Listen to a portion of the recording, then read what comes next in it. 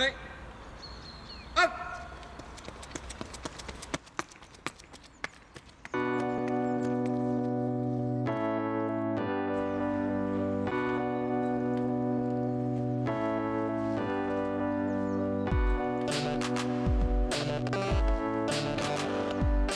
Ça me fait mal. Tu vois, ici, quand c'est une vraie douleur, de quand c'est difficile.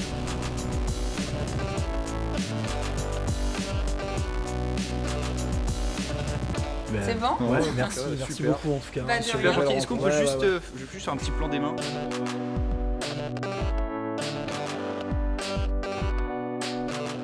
Pour moi, à Rio, en fait, l'objectif, c'était pas que d'être médaillé d'or, c'est d'être médaillé d'or, mais dans un circuit de partage d'émotions.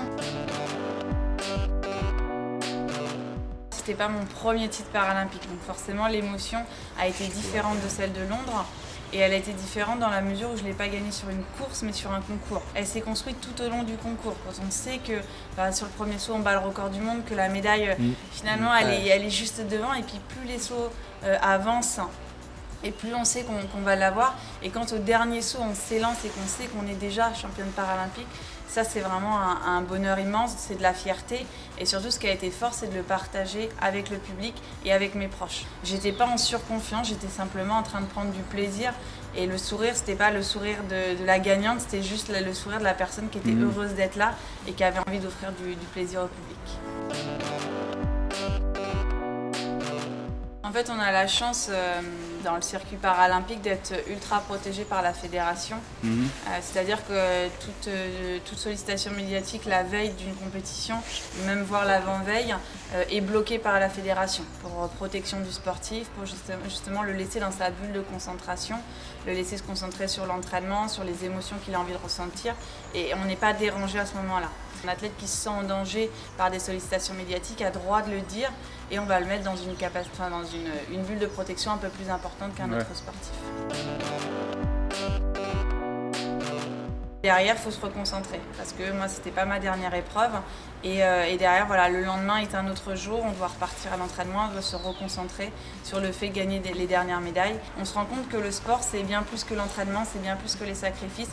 C'est tout un jeu de rencontre, de partage d'émotions. Et en fait, on ne participe pas au jeu, on vit les jeux.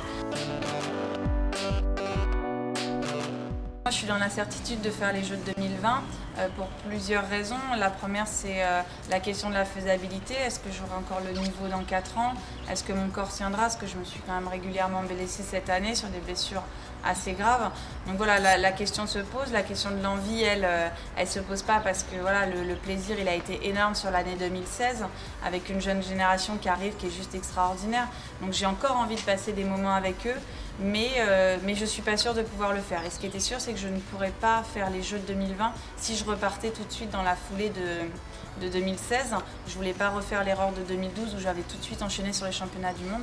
Donc là, j'ai demandé à la fédération de me laisser un an et demi pour réfléchir, pour me poser, parce que j'avais envie aussi de mener d'autres projets. Tous ces projets qui se mettent en place cette année, en 2017, qui ne sont pas compatibles en fait avec une carrière où j'aurais voulu préparer correctement les championnats du monde. Quand je vais repartir, me dire ouais, ça me manque, je veux y retourner. Et là, le manque, je le ressens déjà, parce que l'équipe de France a fait un stage, j'étais pas là, ils ont été championnats de France, j'ai pas vécu ces émotions avec eux, et ça commence à me manquer. Ma tête a encore l'envie de repartir sur 2020, et je pense que si le mental suit, derrière le corps, on fera en sorte qu'il soit compétitif pour retourner sur une préparation pour 2020. Je pense qu'on peut faire gagner du temps à la jeune génération en partageant ces difficultés, ces erreurs que nous on a pu faire. On peut être là aussi pour les rassurer. Je pensais avoir ce rôle en 2016, parce que voilà, j'étais championne paralympique en 2012. J'avais envie de me réengager sur 2016 pour partager, pour rencontrer la jeune génération. Malheureusement, elle a tardé à arriver. Donc on a eu quelques jeunes cette année. Mais là, on voit vraiment, à partir de maintenant, que les jeunes arrivent. Derrière, c'est en analysant ces erreurs, en les comprenant, en me les faisant comprendre aussi par les autres, parce qu'on ne découvre pas de ces erreurs soi-même, enfin en tout cas pas toutes.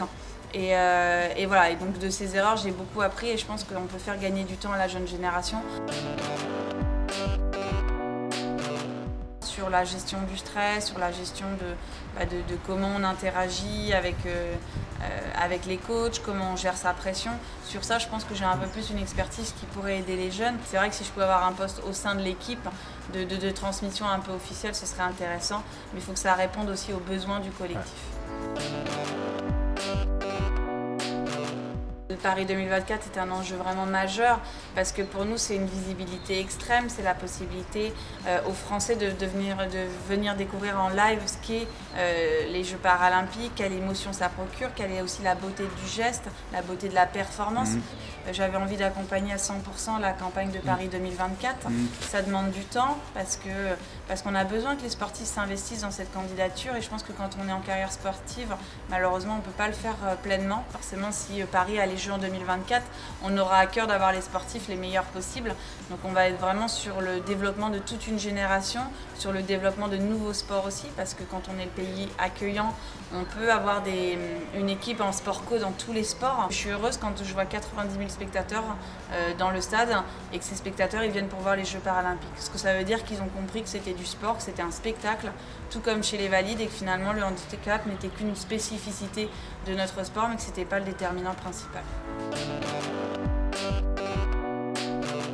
En fait, parler du handisport, parler de la performance en situation de handicap permet vraiment de sortir de cette image très négative qu'on va avoir du handicap en France, qui est que le handicap est un moins, qui est que le handicap c'est quelque chose de difficile à gérer. Non, le handicap c'est pas forcément un moins, c'est forcément des gens qui sont différents, qui ont des méthodes de travail qui vont être différentes, qui ont une interaction avec la vie qui est différente, mais pour autant ils sont pas moins performants. Dans le stade, il y a des enfants qui vont rêver sur les Jeux paralympiques. Au moment où ils vont rêver des Jeux paralympiques, ils ne seront peut-être pas en situation de handicap. Mais le jour, malheureusement, où ça peut leur arriver, ils sauront que c'est une porte de sortie qui existe pour eux. Ça a été mon cas en 2003. J'ai été au Stade de France, j'ai vu une course d'athlètes hommes amputés. L'année d'après, j'avais mon accident. Et je savais que c'était possible parce que l'année d'avant, je l'avais découvert dans le Stade de France. Donc voilà, donc c'est aussi permettre à toute une génération de rêver et de comprendre que malgré le handicap, il y a toujours une porte de sortie derrière, qu'elle soit sportive, culturelle ou toute autre. Il y a un moyen de s'en sortir, quelles que soient les difficultés qu'on rencontre. Moi, je me sens très bien dans le monde du paralympisme parce que c'est un monde qui a des belles valeurs, parce que c'est un monde où finalement la rigueur de l'entraînement est exactement la même que celle qu'on va demander au sport olympique. Les Jeux paralympiques, c'est pas simple. On est peut-être moins nombreux, ça c'est clair. La densité, elle est moins importante. Mais pour autant, quand on atteint le très haut niveau, c'est les mêmes sacrifices, c'est la même abnégation et c'est la même difficulté.